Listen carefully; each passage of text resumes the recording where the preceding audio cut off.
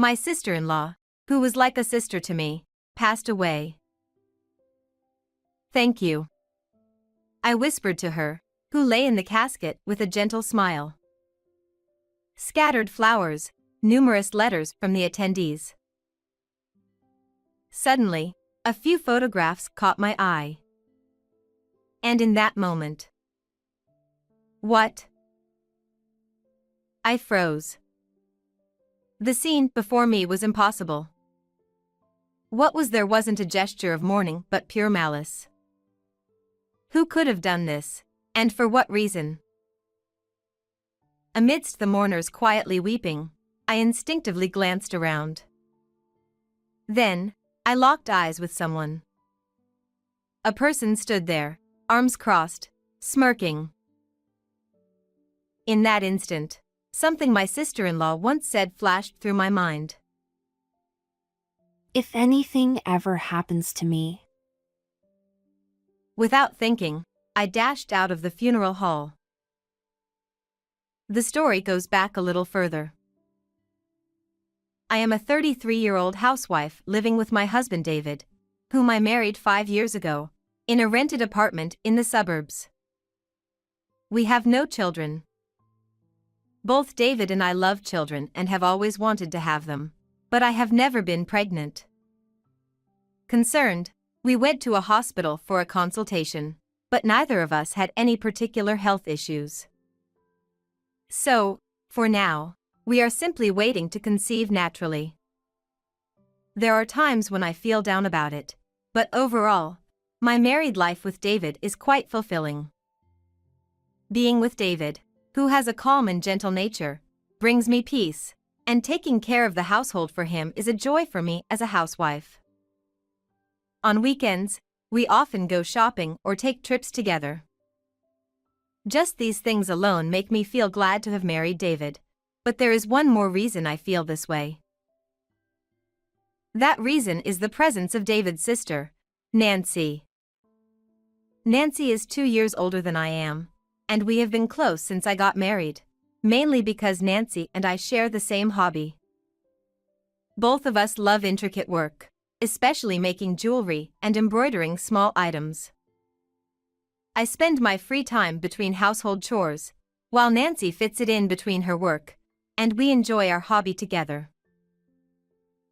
Nancy is more skilled at handicrafts than I am, and whenever I have questions, she kindly offers advice without a hint of annoyance. She often shares her dinner with me or gives me brand-name bags she no longer uses. She really takes good care of me. Nancy is also actively involved in volunteer work and often finds time to help others. I think of Nancy as if she were my own sister and truly admire her. Nancy, it's been a while. I brought the parts for the accessories we were going to make today. Thank you, Kathy. I'm sorry for asking you to bring them. Nancy replied apologetically as she welcomed me into her living room. I ran out of time to go buy them myself because I had to go to the hospital. Nancy has a chronic illness. Although we wouldn't notice it in her daily life, it's thanks to her regular checkups and medication. Don't worry about it, I replied, spreading the parts out on the table. The accessory we were going to make today would be particularly special for Nancy. It was something she would wear at her own wedding. A tiara adorned with pearls and beads. She had shown me the design sketch, and it was already stunning.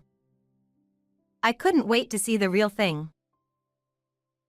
Nancy currently has a fiancé, and their wedding is about 6 months away. I had been introduced to him before. He is quite handsome and also an elite graduate from a prestigious university. However, he is neither arrogant nor boastful, but rather humble and gentlemanly. I think he is a perfect match for Nancy, who is a person of such great character. As we were excitedly working together, the doorbell rang, signaling a visitor. Nancy immediately got up from her seat. Just a moment. glancing at the intercom monitor. But then she let out a displeased Oh no. and reluctantly headed toward the entrance. I continued with the work, assuming it was probably a salesman. A short while later, I heard the footsteps of several people walking noisily down the hallway. The living room door opened, and there stood my father-in-law. Oh, Kathy, isn't it? It's been quite a while. For a daughter-in-law, you sure don't show your face often. Must be nice to have such a carefree life. He sneered as soon as he saw me, frowning. Hey, Dad, what are you doing here? Don't tell me you're here to ask for money again. I'm not lending you anything anymore. And of course, neither is David. It seemed he had let himself in without permission. Nancy interjected sharply as she hurried back into the living room, clearly having followed him in. Since our marriage, David and I had only met my in-laws a few times, despite them living nearby. In reality, we were practically estranged from them. The reason was that they were greedy and extravagant, constantly pestering their children for money. That's cold, coming from family. Aren't you marrying some high-flying elite from a big corporation? Then lending me a little money wouldn't hurt, would it? Oh, I know. Hey, Kathy. He continued, his voice suddenly turning syrupy sweet. You'll lend me some money, won't you? I don't know when I'll be able to pay it back, but it's okay, right? After all, you're the daughter-in-law, so you should be filial. Well, that's... I stammered, caught off guard by his request directed at me. Before I could say anything more, Nancy stepped in. Stop it! Don't drag Kathy into this mess. Now, please, just leave already. She said firmly, grabbing her father's shoulder and forcibly pushing him back towards the entrance. The front door slammed shut with a loud bang, and Nancy immediately returned. I'm sorry for having such a troublesome parent. She apologized, looking sad and bowing her head. Nancy, there's nothing for you to apologize for. I'm not bothered at all. Come on, let's get back to our work, okay? I said cheerfully, trying to lift the mood. Finally, a smile returned to Nancy's face. Having such difficult parents brings a lot of hardship to their children. Despite this incident, Nancy's tiara was slowly coming together. We were just one step away from completing it, but that step was never to be taken. Because Nancy suddenly passed away. It was just 1 month before the wedding. I didn't fully understand the details, not being knowledgeable about medicine, but it seems a seizure, one of the symptoms of her chronic illness, had occurred, and she wasn't able to manage it. Normally, when she had a seizure, she could calm it down by taking her medication, but that time, it seemed she didn't have the medication she always carried with her. When I heard of Nancy's death, I couldn't quite feel sadness. It was all so sudden that I couldn't fully grasp the situation. Slowly, however, the reality began to sink in, and I found myself overwhelmed with grief, unable to hold back my tears. But I couldn't just remain sad. We had to prepare for the funeral. David, being her younger brother, was set to be the chief mourner. Ordinarily, it would be the spouse or the parents who would take on this role, but Nancy had not yet registered her marriage, and her parents were completely unhelpful, only talking about the life insurance money. I couldn't help but question their sanity, considering how they could only discuss money when their own daughter had just passed away. I even found myself wondering if they had somehow wanted Nancy gone for the insurance payout. That's how appalling their behavior was. Despite some trouble, many people who had admired Nancy during her lifetime attended the funeral. Nancy had been loved by so many. Thinking of this made my heart ache, and I almost started crying again. I held back my tears, pressing my fingers to my eyes. I knew that constantly mourning would not bring Nancy peace. As I was thinking that, Kevin, Nancy's fiancé, who had red eyes from crying, approached me. Kathy, it's been a while. I never thought we would end up having a funeral instead of a wedding. He said, his voice filled with exhaustion and pain. I'm truly sorry for your loss. I know it's difficult, but please try not to let it get to you too much. At least make sure to eat and sleep properly. Kevin responded in a barely audible voice. Yes. And then collapsed into a nearby chair. Try not to let it get to you too much. I realized I wasn't one to talk. To find closure, I decided to open the coffin one last time and say a final goodbye to Nancy. I felt certain that Nancy would want me to do so. Nancy, lying in the coffin, looked as if she were simply sleeping. Nancy, thank you for everything. I whispered and was about to close the coffin when I noticed something placed next to her face. A photo? We had placed a few mementos in the coffin so Nancy could take them with her to heaven, but I didn't remember placing any photos. Curious, I discreetly picked it up. The moment I saw the photographs, I gasped in shock, letting out a small cry. Quickly, I covered my mouth. The pictures showed Kevin entering a hotel with a woman I didn't recognize. My mind raced with questions. Who put these here? Why? Were these photos even real? With these doubts swirling in my mind, I cautiously glanced at Kevin. Noticing my gaze, Kevin flashed a brief smirk. The expression, so out of character from his earlier grief-stricken demeanor, was chilling. His eyes were fixed on the photos in my hand. Seeing his expression, I realized that Kevin had placed these photos in the coffin. He must have intended to burn them along with Nancy's body, to destroy the evidence. Or perhaps it was to torment Nancy, or whoever found them. What is this? What are you trying to do? I demanded, moving toward Kevin, unable to contain myself. Kevin chuckled softly. You found them, huh? What can I say? It's exactly what it looks like. That woman, she claimed to have a quiet hobby like handicrafts, but she wasn't quiet at all. She even dared to defy me, an elite with a good face.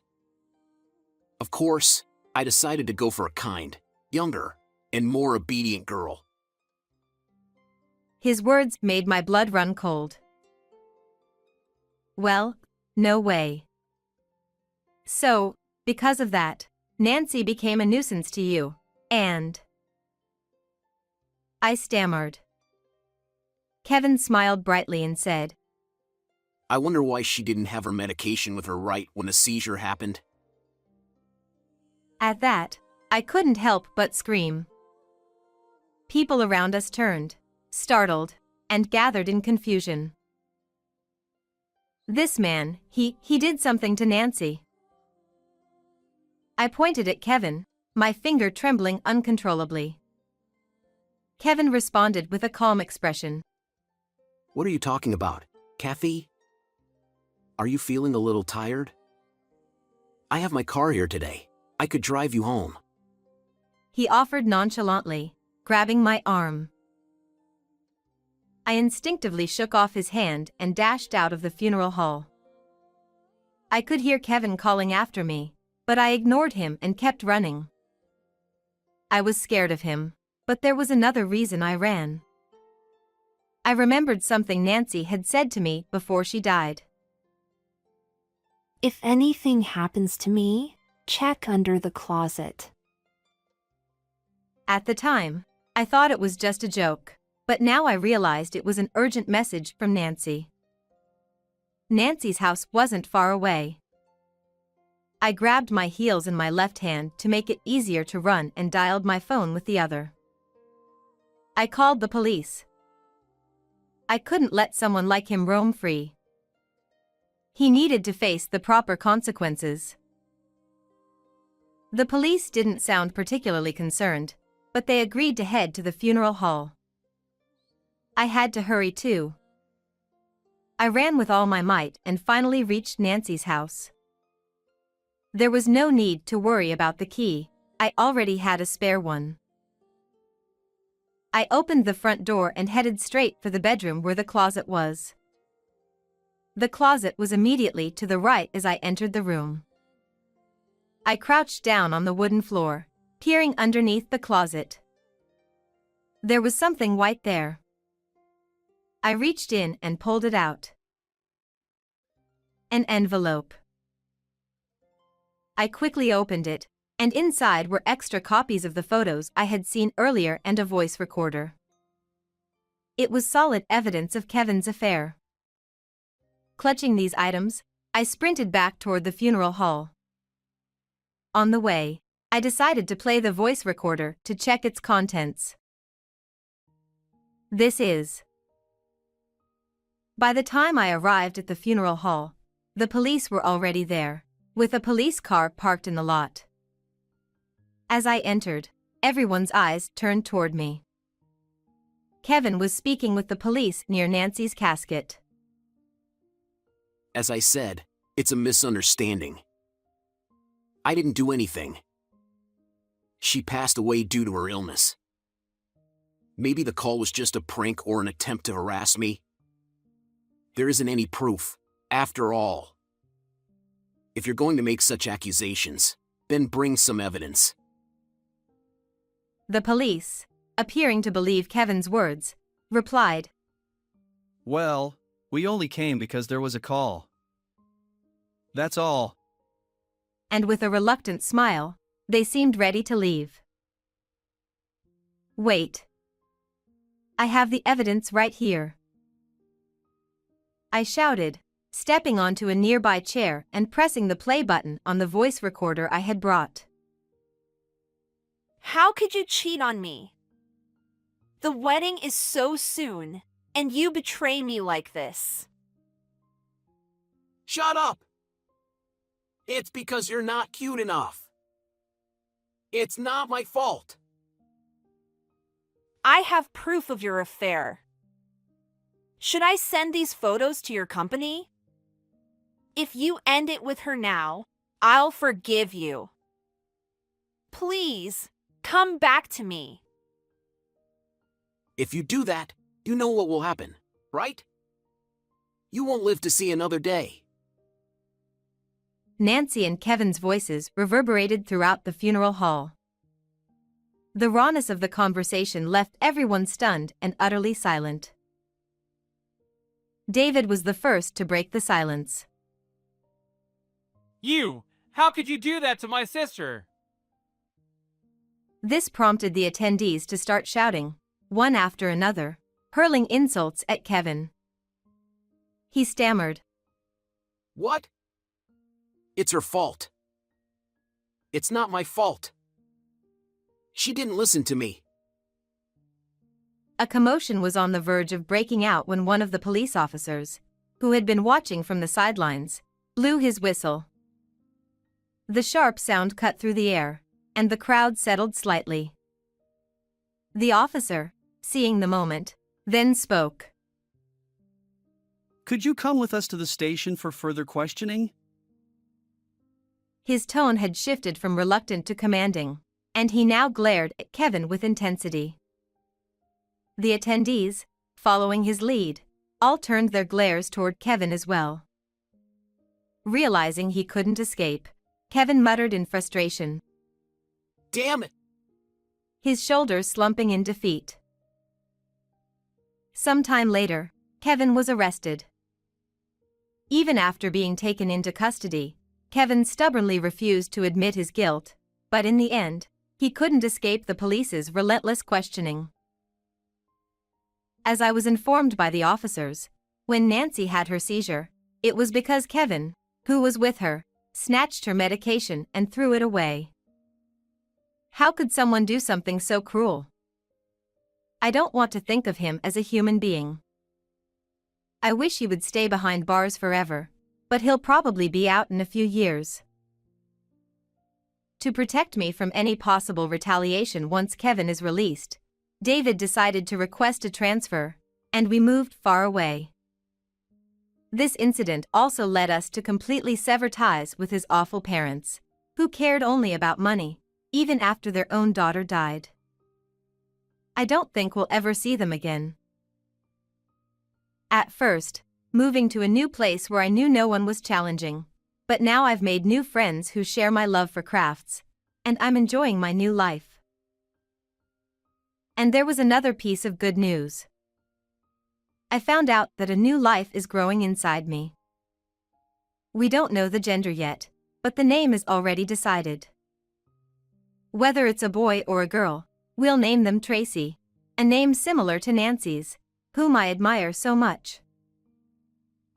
I'm sure Nancy must have felt deep regret to be betrayed by the one she loved and have her life end halfway through. So I have resolved to live my life fully, for both of us. That is my vow. How did you like this story? Don't forget to subscribe to the channel. See you in the next video.